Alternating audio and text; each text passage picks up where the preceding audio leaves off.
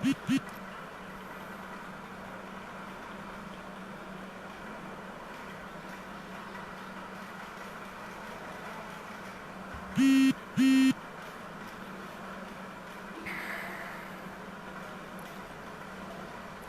आकाशदीप जी,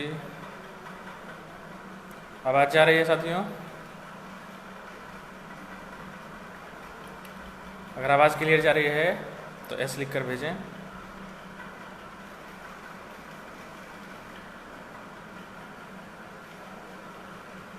राहुल जी, आवाज़ आ रही है? नमस्कार अजय जी, नीतीश जी, हेलो। चलिए ठीक है, अभी तक 11 साथी जुड़ चुके हैं। थोड़ा सा हम लोग वेट करते हैं ताकि और सभी साथी जुड़ सकें। 16 साथी हमारे साथ हैं अभी। तो मैं बीएड एकता मंच से सुजीत कुमार आपका हार्दिक स्वागत करता हूं, अभिनंदन करता हूं। और जैसा कि टॉपिक आप सबको पता है कि कल मैंने पेज पे लिखा था, जो हमारा स्टेट में इंटरवेंट का प्लान था वो सफलतापूर्वक आईए फाइल कर दी गई है, इंटरवेंट कर दिया गया है। तो इसके बारे में भी आज बातें होगी और इसके अलावा एनसीटी गजट पे भी बात होगी। तो सबसे पहले स्टेट के मैटर को हम लोग रखते हैं। तो जैसा कि आप सबको पता है, पहले ही हमने वादा किया था। हाँ, हाय अजय जी, विनय जी, प्रेम चोपड़ा जी, कमलेश जी, सबका आप स्वागत है। तो सबको पता है कि जो इनमेरिट के साथियों के द्वारा स्टेट मैटर को कोर्ट में ले जाया गया रिजल्ट को लेकर के, merit and not in merit 2 category में रिजल्ट दिया गया, सभी अवगत हैं। और उन लोगों की मांग थी कि नॉट इन मेरिट का रिजल्ट जिसमें दिया गया है उन सबको ना सर्टिफिकेट मिले बल्कि फेल घोषित करवाया जाए और 7th फेज में मौका नहीं दिया जाए। तो इन सब मैटर पे नॉट इन मेरिट का पक्ष रखने के लिए बीएड एकता मंच ने शुरू से ही आपसे कहा कि हम लोग आपके मैटर को रखेंगे कोर्ट में सफलतापूर्वक और मजबूती के साथ। तो इन सभी मुद्दों के साथ वाईबी गिरी और आशीष गिरी के साथ कोर्ट में उतरने के वादा बीएड एकता मंच ने आपसे किया था और वायदे के मुताबिक आईए फाइल कर दिया गया है। और वो पेज भी शेयर किया था हमने अपने पेज पे, बीएड एकता मंच के पेज पे, तो सभी लोग उसको देख चुके होंगे। तो अब सवाल है कि आगे की रणनीति क्या हमारी हो और कैसे हम लोग आगे बढ़ें।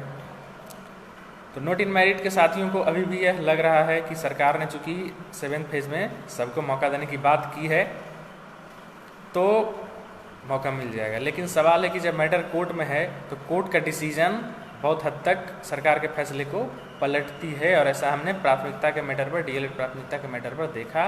प्राथमिकता डीएलएड को मिल चुकी थी, लेकिन बीएड एकता मंच ने कोर्ट में मजबूती से बीएड का पक्ष रखा और वो लेटर रद्द हुआ। कोर्ट ने माना कि डीएलएड प्राथमिकता गलत थी और उसके बलबूते हजारों बीएड साथी अभी 1 to 5 में सेलेक्ट हो चुके हैं। तो हम अपना पक्ष कोर्ट में रखें और मजबूती से रखें, यह बहुत हद तक डिपेंड करता है हमारी जीत के लिए, क्योंकि सरकार पर हम इस मैटर को बिल्कुल नहीं छोड़ सकते हैं। तो इसी क्रम को जारी रखते हुए हमने वाईबी गिरी और आशीष गिरी को इस केस में आप सबके तरफ से रखा है। तो पहली बात तो ये हो गई, आईए फाइल हो गई। तो अब सवाल है कि आप लोगों का किस प्रकार से समर्थन हमें मिलता है, क्योंकि आप सबके आत्मसम्मान के लिए हम हाईकोर्ट में उतरे हैं और जाने माने वकील जिनको परिचय की ज़रूरत नहीं है, वो अपने परिचय के मोहताज नहीं हैं, उनका काम बोलता है। वाईबी गिरी का नाम ही काफ़ी है पटना हाईकोर्ट के लिए। तो स्टेट का जो मैटर है नॉट इन मेरिट के पक्ष को हम लोग मजबूती से रख रहे हैं। आईए फाइल हो चुका है, हमने अपना वादा और संकल्प पूरा किया है और 100% पहले भी हम लोगों ने जीत की गारंटी दी थी और अभी भी दे रहे हैं। जिस प्रकार से डीएलएड प्राथमिकता में हमने जीत हासिल की, उसी प्रकार स्टेट मैटर पर भी हम लोग जीतेंगे और सरकार हमारे पक्ष में है। सबको पता है कि सरकार ने 7th फेज में सभी को मौका देने की बात की है तो 7वें फेज़ में निश्चित रूप से हम सभी को मौका मिलने जा रहा है। मैं एक बार पुनः आप सबको आश्वस्त करना चाहता हूँ कि कोर्ट में हम बहुत ही मजबूती से अपना पक्ष रख रहे हैं और जीत भी श्योर है। इसके लिए आप लोग चिंता न करें। चिंता इस बात की करें कि लगातार हम वायवी गिरी को, देखिए हेयरिंग कम से कम 3 हियरिंग से 4 तक भी जा सकती है, लेकिन हम लोग 3 मानकर चलते हैं, 3 हियरिंग होगी। तो उसके लिए फंडिंग चाहिए। आप सबको पता है कि भावनाओं से केस नहीं लड़ा जा सकता है। आप सबके सहयोग के कारण ही पहले भी हम लोगों ने जीत हासिल की है और इसमें भी जीत के उम्मीद के साथ नहीं बल्कि गारंटी के साथ हम लोग उतर रहे हैं। और अब हवाएं ही करेगी रोशनी का फैसला, और जिस दिए में जान होगी वो दिया रह जाएगा। तो कोर्ट में हम लोग न केवल मजबूती से उतर रहे बल्कि देखिए अभी हमारे पास 2-3 मैटर हैं। बीएड एग्जाम मंच के पास पता है डीएलएड प्राथमिकता भी डबल बेंच में है, एनसीटीई का मैटर भी है जो कि बीएड को 1 to 5 में शामिल करने के लिए चैलेंज किया गया एनसीटीई गज़ेट को, तो उसकी हियरिंग भी 17 सितंबर को है। तो अब आईए फाइल हो जाने के बाद हमारा पूरा फोकस इन सभी मैटर पर है। किंतु जहाँ तक सवाल है 7वें फेज़ में सभी नोट इन मेरिट या सभी क्वालिफाइड को मौका देने की और सर्टिफिकेट की, तो हमारी शुरू से ही डिमांड रही है कि सबको सर्टिफिकेट इशू करवाया जाए, चाहे हार्ड कॉपी हो या फिर डिजिलॉकर से दिया जाए। और ऐसा ही होगा, सबको सर्टिफिकेट इशू किया जाएगा, सबको दिया जाएगा और सभी लोग 7वें फेज़ में शामिल होंगे। साथियों, अभी कुछ लोग ब्रॉन्ज मेडल और सिल्वर मेडल की बात करते हैं, लेकिन मैं बता देना चाहता हूं कि वैसे लोग भस्मासुर हैं। आपको पता होगा कि महादेव ने भस्मासुर को ये वरदान दिया था कि जिसके सर पर हाथ रखेगा वो भस्म हो जाएगा। वो मूर्ख महादेव के सर पर ही हाथ रखने आ रहा था। वही स्थिति अभी बन रही है। जो ब्रॉन्ज और गोल्ड मेडल लेने की बात कर रहे हैं, क्या उनको पता नहीं है कि वो अगर ब्रॉन्ज मेडल अभी लिए हैं तो वो बीएड एकता मंच के प्रयासों के कारण ही ले पाए हैं, क्योंकि 1 to 5 से बीएड को लगभग बाहर ही कर दिया गया था प्राथमिकता के मैटर पर। और आप सबके सहयोग की बदौलत हमने 1 to 5 में डीएलएड प्राथमिकता को हटवाकर बीएड को मौका दिलवाया और उसी के बदौलत आज लोग ब्रॉन्ज मेडल और सिल्वर मेडल ले रहे हैं। तो भस्मासुर न बने और हम ही लोग से टकराने की भूल मत करें। बाकी जो होगा वो कोर्ट में देखिएगा, आने वाला वक्त ज़रूर बताएगा। और जो बीपीएससी और बीएसईबी को एक तराजू से तोलने की भूल कर रहे हैं, उन्हें मैं समझा दूं कि बीपीएससी वैकेंसी अथॉरिटी है, वैकेंसी निकालती है, वैकेंसी लेती है, वैकेंसी पूरी करने का अधिकार है बीपीएससी के पास। लेकिन बीएसईबी क्या है? बीएसईबी केवल एग्जाम लेने का उत्तराधिकारी है। वैकेंसी मेरिट लिस्ट बनाने का अधिकार बीएसईबी को बिल्कुल नहीं है। सरकार ने सुपुर्द किया था बीएसईबी को केवल एग्जाम के लिए, एग्जाम अथॉरिटी है, वैकेंसी अथॉरिटी नहीं है। तो खैर ये तो आने वाला वक्त बताएगा जो बीपीएससी और बीएसईबी को एक तराजू से तौल रहे हैं।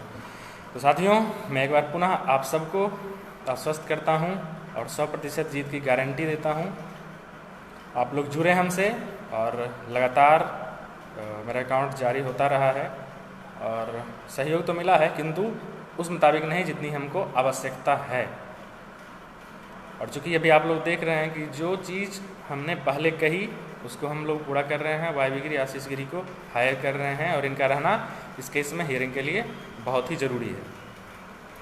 तो ये हमारे साथ रहें, इसके लिए आप सबके सहयोग की ज़रूरत है। और लगातार मेरा account number, mobile number, contact number सभी शेयर होता रहा है, तो संपर्क करें और जल्द से जल्द जुड़ें।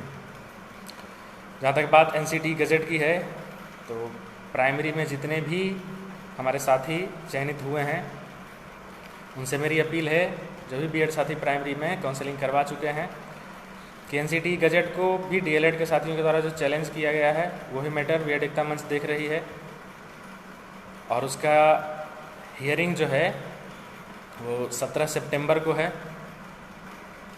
तो इसके लिए राहुल जी लगातार प्रयासरत हैं, हमारी टीम प्रयासरत है कि एनसीटीई गज़ेट मैटर पर भी डीएलएड को फटकनी दें। और ये भी लगभग तय ही है, लेकिन इसके लिए जागरूकता जरूरी है। साथियों, जीतने के लिए लड़ना ज़रूरी होता है और लड़ने के लिए आप सबके सहयोग की आवश्यकता होती है। तो हमारा सहयोग करें और NCT गजट पे भी हम लोग जीतेंगे, DLED प्राथमिकता में जीत चुके हैं और अभी जो स्टेट का मैटर है उसमें मैं 100% गारंटी देता हूँ आप सभी को।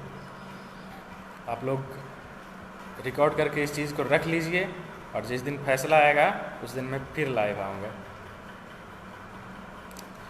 और स्टेट से रिलेटेड आप साथियों के मन में अगर कोई क्वेश्चन हो तो अभी भी इनबॉक्स कर सकते हैं, या फिर लगातार राहुल जी का मेरा नंबर शेयर होता रहा है। किसी तरह का कोई कन्फ्यूज़न हो